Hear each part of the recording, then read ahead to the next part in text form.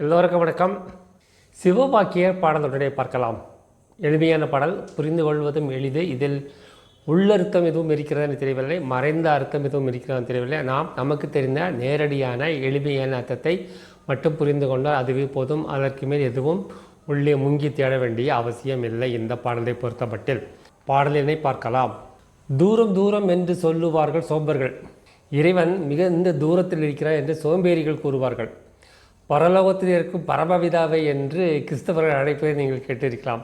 இறைவன் பரலோகத்தில் இல்லை. இறைவன் பரலோகத்தில் இல்லை, இங்கே தான் இருக்கிறான். எங்கே இருக்கிறான் என்பதை சிவவாக்கியர் விளக்குகிறார். மேலும் சொல்கிறார், பாரும் இன்னும் எங்குமாய் பரந்த விரிந்த பராபரம். உலகத்திற்கு வெளியே பிரபஞ்சத்திலும் எங்கு விரிந்து நிற்கும் பராபரம், இந்த விரிந்து நிற்கும் பிரபஞ்சம். ஊரு காடு நாடு தேடி உழன்று தேடும் ஊமைகால். காடு நாடு ஊரு குளம் மலை என்று இறைவனை தேடி அலையும் முட்டாள்களே, ஊமைகளே என்று சிவவாக்கியர் இறைவனை தேடுபவர்களை திட்டுகிறார்.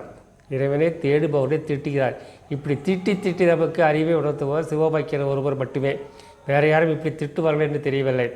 இறைவனை தேடி அலைபவர்களை முட்டாள்கள் என்றும் ஊமைகள் என்றும் விவரிக்கிறார் சிவவாக்கியர் அவர்கள். அவர் மேலும் கூறுகிறார், நேரதாக உம்முள்ளே அறிந்துணர்ந்து கொள்ளுமே. நேரடியாக இறைவன் உங்களுக்குள்ளே இருக்கிறான், அதை முதலில் தெரிந்து கொள்ளுங்கள். இறைவனை எங்கும் தேடாதீர்கள். இறைவன் நீக்க பர நிறைந்தவன். தூணிலும் இருக்கிறான், துரும்பிலும் இருக்கிறான், மானிலும் இருக்கிறான், மண்ணிலும் இருக்கிறான், விண்ணிலும் இருக்கிறான், எண்ணிலும் இருக்கிறான், எழுத்திலும் இருக்கிறான், நமது இதயத்திலும் இருக்கிறான். ஆனால் நமது அதிகமாக இருப்பது நமது உள்ளத்தில். இறைவன் இருப்பது நமது உள்ளத்தில். விவேகானந்தர் சொல்கிறார், ஒவ்வொரு மனிதனும் இறைவன் வாழும் ஆலயம்.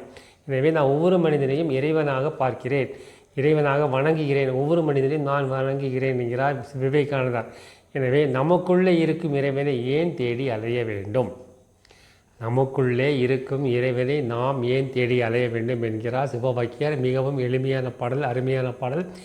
இறைவனை தயவு செய்து தேடாதீர்கள். இறைவனை தயவு செய்து தேடாதீர்கள். நமது மந்திரங்களின்படி வாழ்ந்து வாருங்கள். அதற்குமே அப்படி வாழும் பொழுது இறைவன் நம்மை தேடி வருவான்.